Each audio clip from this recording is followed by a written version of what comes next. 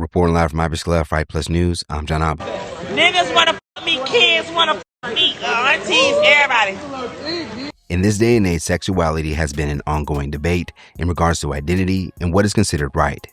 6 years ago, LGBTQ plus rapper Saucy Santana, known for the current hit song Quiet on the Creek and for appearances on reality shows like Love and Hip Hop, will be recorded while on Instagram Live, openly expressing some triggering comments during what appears to be a pool party.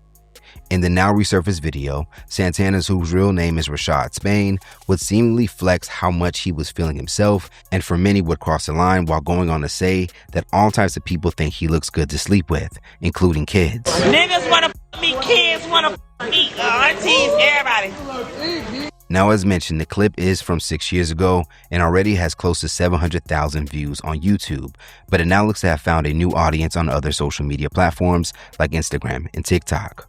Over on Instagram, one user who looks to have just become aware of the moment would take to his page to not only criticize Santana, but all the women who platform artists like him, despite expressing the lack of strong black men in their community. Going on, True Team, play. Hey, listen, my nigga, I'm gonna say this shit. This how I'm gonna start the morning off. I don't know what's up with that Saucy Santana nigga, but I'm gonna agree. This is something that I gotta really put on the table. See, you females talk about all these niggas and what niggas ain't and how niggas ain't, niggas sassy and all this shit. Let me ask y'all a question. You got this goofy ass nigga on the internet saying, yeah, kids wanna fuck me, niggas wanna fuck me. Brody, this is a grown ass man walking around with lingerie and a full beard full of hair. What the fuck is wrong with y'all? See, the problem with you is that y'all complain about it not being enough men in this world, but then y'all allow y'all sons to be around niggas like that and want men to set examples for your kids. That makes no fucking sense. This nigga, that Quiet on the Creek, all that dumbass shit, it seems like every trend that come out you follow versus being a woman. Don't no real woman in this world accept no grown ass man walking around like that with lingerie on in front of a bunch of grown ass men. The problem is, I think the price of fame for us as people, we do more shit for the price of fame than actually having morals and principles for it. And that's why I don't give a about none of this shit, because at the end of the day, should no nigga walk around this earth talking like that in front of a bunch of grown ass men and a bunch of you who so-called complain about it not being enough niggas in this world. Y'all allow that shit to happen. Then y'all allow y'all daughters and y'all sons to be around a confused ass nigga like that. What the is wrong with y'all? Be having sons and daughters and all types of shit. And then when that nigga be in the room with all y'all tell what y'all say to him? What y'all tell y'all kids when that nigga be around? What do y'all tell y'all kids? See, that's the type of shit I don't understand. Black women has lost this. And you can obviously tell because of the type of men they allow their kids to be around. Then they complain about it being a shortage of men who actually honorable, real. You got a nigga that you laying next to every day. You degrade him. You don't give a about that nigga. But you would approve a nigga like that in the streets in front of everybody else. What the fuck is wrong with y'all, bro? What is really wrong with y'all? That's why I don't understand it. That's why when I hear these, I laugh at them, because majority of them is single while trying to tell a nigga what he need to do. Majority of them don't even know what the is real in life, but they're trying to walk around this bitch and tell niggas what they need to do. Honey, you accept a man like that in this world around your kids, your family, and call and think that nigga, you deliberately put in your delusional ass brain that that's a female. That is a whole nigga. You shouldn't allow none like that around you. I don't respect none of that shit. You can never make me respect it. If that shit cool to y'all, I don't know what the is cool to y'all no more. I don't know what y'all respect, what y'all don't. That's why I say morals and principles is dead. Because a whole hop on the internet, say all that shit about all these niggas, but then condone a nigga like that with a full beard and lingerie on saying goofy shit like that in front of all our kids. What's up with y'all, man? Black women, y'all gotta do better. That's why this world fucked up. And you wanna talk about niggas? No. The reason why the world fucked up is because of what y'all allow niggas to do. Fix that issue. Peace. Now, this response from the user Actual Truth has now gone on to gain close to 800,000 views, with many in the comments agreeing that it's time for people to set a standard on who they support. One user would go on to say, what's confusing is that they applaud the behavior, but then turn around and call a straight man gay as an insult. Super contradicting. While another would comment, because men like Saucy and Shamar are the types of men black women love, honor, respect, and support.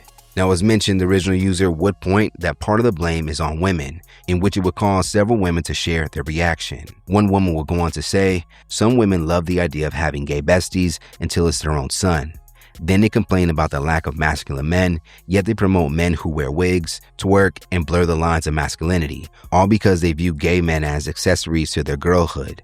Then they wonder why their children are confused about gender roles and masculinity, followed by another that would say, "You might need to see a therapist. This was personal. It's giving personal." Now, because of the viralness from this post, other men have now joined the backlash and would sound off with their own videos criticizing the rapper's success. You know, the whole internet is shocked at this Saucy Santana clip, but honestly, I'm shocked that you people are shocked. Niggas wanna fuck me, kids wanna fuck me, aunties, everybody. Do you know why Saucy Santana feels like he can just say shit like this without repercussion? This is the same man who told DJ Academics that he was gonna beat him up and assault him sexually. And after I beat you, I'm gonna on your ass.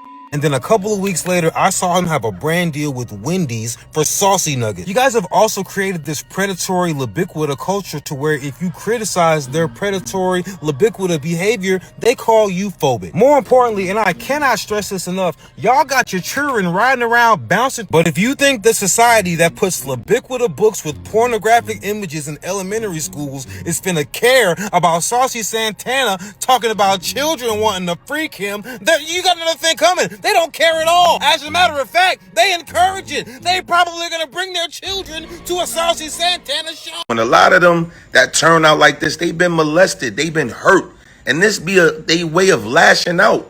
Like, he really need to sit down and talk to somebody he might have already, but he need to really express what's going on inside of him. It's a lot of hurt going on inside of him, and I feel sorry for him. But like, I pray that he make a statement and take that back. Like, come on, man. Like, you that far gone. But like I said, I'm not condoning what he's saying, but I'm kind of understanding the mental of what happened to people who's been molested.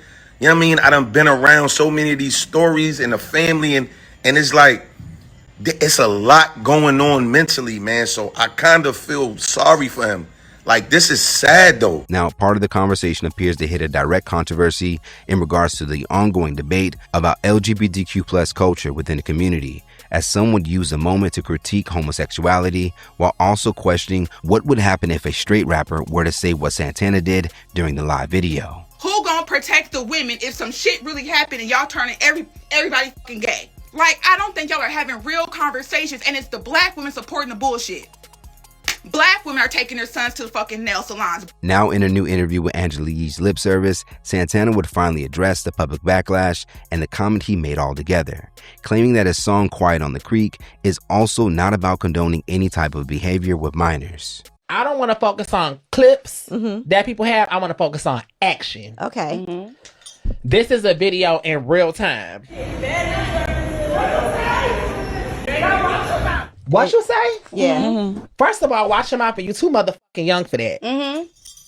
When have I ever gave kids, tucked teeth, any type of thing? That's action. That ain't no clip. That's in real time. A kid to me, 14, 15, 16, whatever the fuck, see me walking outside of public in a dress, and you like, oh, that shit fat. That's not cool. That's not okay. Listen, you way out of your league, son. Don't play with me. Don't even disrespect me like that. Yes. That's how I'm coming. I got goddaughters. I got nieces and nephews, and that I'm helping raise. Now, outside of Santana's own success, the recent arrest of trans personality Sydney Starr for felony charges that include child molestation with a minor also looks to be why the conversation has struck a chord with many. At the top of August, 37-year-old Starr would be arrested for the alleged sexual assault of a 13-year-old boy after being caught with a minor in a hotel, according to an investigation. In a statement given to TMZ, Starr will go on to deny the allegations, despite appearing to have confessed with conducting in a sexual act with a teen that local outlet Atlanta News First would report was consensual, according to Starr. Allegations should not be mistaken for fact, and public opinion should never replace due process. Now, interesting enough, the reality star would also push back against anyone who attempted to use the arrest as a reflection of the transgender community. As far as the personality, Starr is currently being held in jail without bond, with the court date at the end of the month. It appears that many are at a point to further address situations like this with Santana and Star to understand if their sexual orientations influence the lack of boundaries displayed in both incidents. In a recent video, Funky Dineva, who is an openly gay personality, wouldn't hold back on issues with seeing Star's arrest and how it will regardless be used against other trans people. You personified everything those people fearmonger and portray trans people to be. You laid it right out on the table for them to now use what you did to this boy as the poster child for why trans people should not have rights, why they should not be able to go in bathrooms, and why they should not be parts of society because they're going to do what? Rape and hurt and kill, endanger and sexually assault your children. Thank you so much, Sydney Starr, for setting the entire community back forever and a decade for doing that. There is nothing about a teenage boy that can even get me to crack a smirk, yet alone a smile. 30-year-olds are unattractive to me. There is nothing attractive to me whatsoever about anybody under the age of 35. That's just me. I'm 43. It's giving mental illness. It's giving arrested development. It's giving stunted growth. It's giving some drug use. And as a result of it, you might be doing a minimum of 25 years. You're going to jail. It happened in Georgia. There is currently a conservative Republican push to punish and penalize trans people. You are a popular / famous trans person and what you did fits their narrative perfectly. Oh baby, you're going to, girl, listen, since you won't trade, since you want boys, you about to have more dingling than you will ever be able to swallow or accommodate in between your legs and in your butt. Quiet as it's kept. You like dingling so much, quiet. They might be doing you a favor. This might need to be where you need to be, baby, because they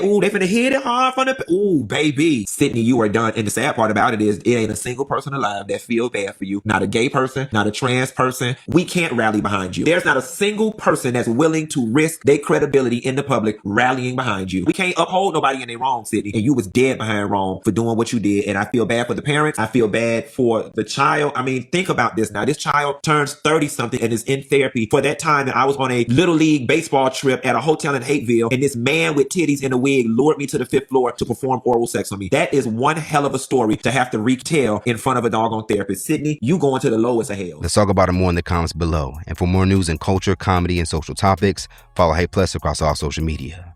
Reporting live from Hypers Club for Hype Plus News, I'm John Abba.